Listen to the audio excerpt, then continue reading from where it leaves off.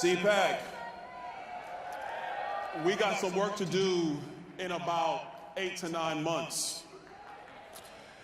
You know, I want to tell you a little bit about what's happening in our country today. You already know, but let's take a quick recap.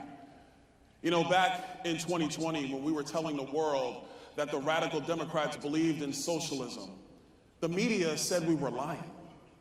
They thought it was a joke. They thought it was a game. The Democrats, I mean, look, they did what they always do. They said that we're gaslighting the American people. They said that we're using dog whistles. They love using that phrase. But look what they actually did when they took over. The American Rescue Plan has unleashed an inflation on our shores unlike we haven't seen in a generation in America. They tried to bring in this bill called Build Back Better, which sounds much more like socialist propaganda. And they tried to tell the American people that spending more money was going to fix our issues. That's exactly right.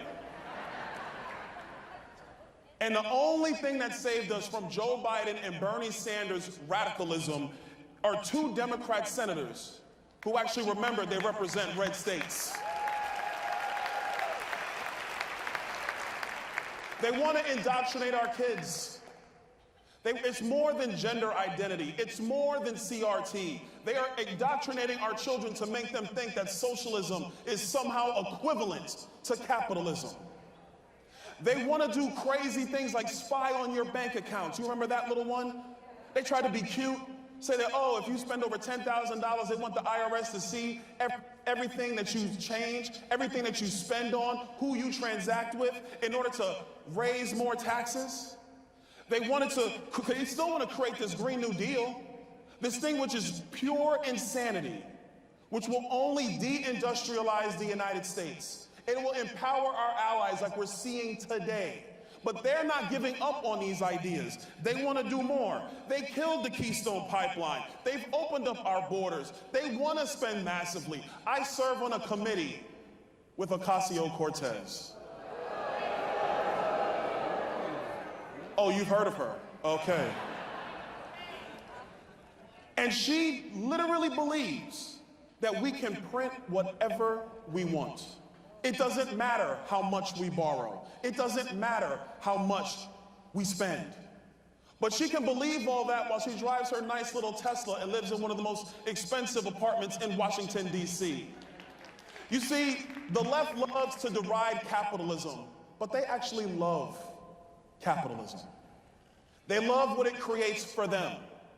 But they want you, and they want me, and they want every hardworking American to bend the knee. But America has woken up, and we have realized that we're not going down a socialist road, and we're going to fight them this November.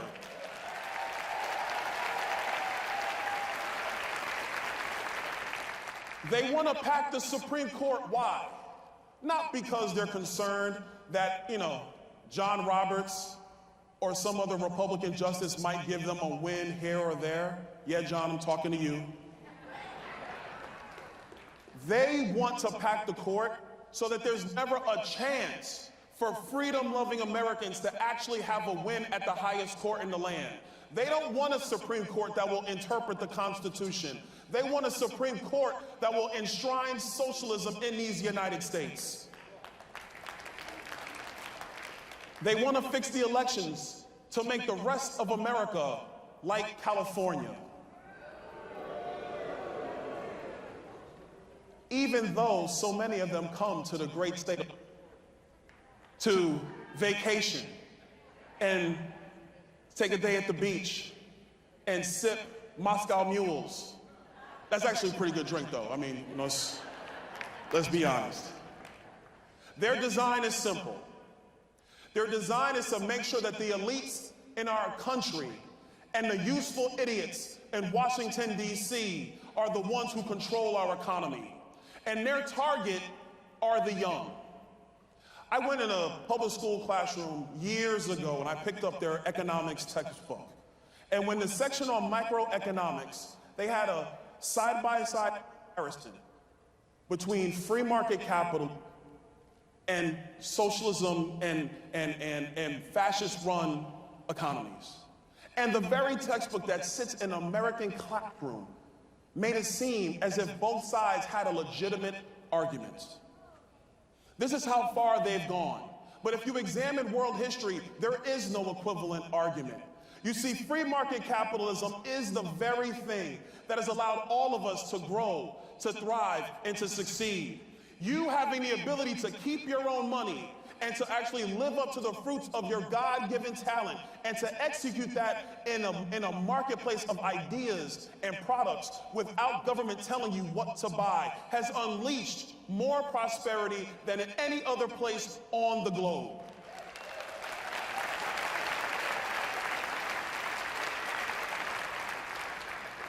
Market capitalism, money. Folks, I like money. Can we be honest about this? I like money. I want to make it. I took a job, I don't really make that much of it. But I did this job because I want you to make it. This economy, this society has allowed a kid from Brooklyn, New York, who grew up poor, to actually have a choice to serve in the House of Representatives or be out in the world and make lots of money.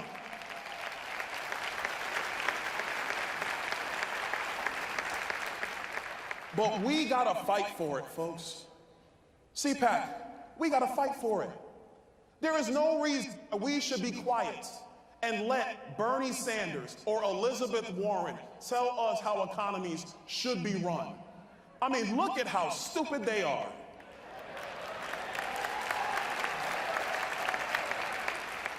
These are the same people who said that it was a bright idea to end energy production in these United States and to buy oil from the Russians and the Iranians.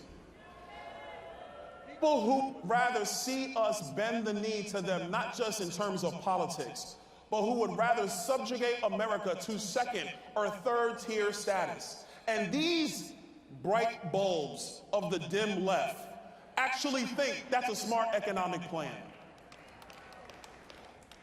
The battle for our future, the battle for our country, the battle for our economy is in every public school, every private school, every charter school, and every homeschool across America.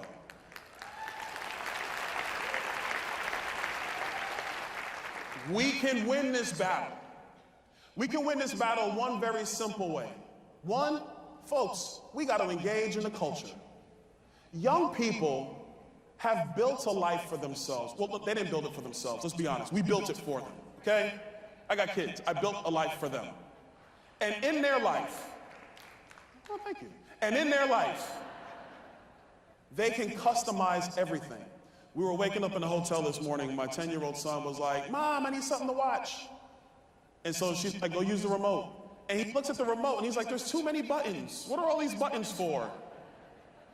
The truth is, our young people have customized their entire lives. They watch what they want to watch when they want to watch it. Everything is on demand. If they want food, they either Grubhub or Uber Eats or DoorDash. They don't even know what the inside of a supermarket looks like. They stuff shipped to their house. And they eat whatever they want at any given point in time. They have at their fingertips the very manifestation of what a free market economy and a free society allows. They can literally choose whatever they want. And so the political question of our time for all young Americans is, do you want to still be able to choose whatever you want, whenever you want it, at a moment's notice, and be able to get it? Or do you want to listen to Joe Biden? You see, CPAC, I believe we can win that argument. I believe that conservatives can win that debate every single day.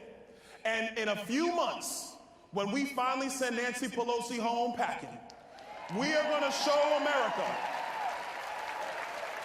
and we are going to show the world that a society based on religious freedom, a society based on economic freedom, a society based on political freedom is the only society that will work not just in America, but around the globe, and we can get it done and keep it here in these United States. God bless you, CPAC. God bless America.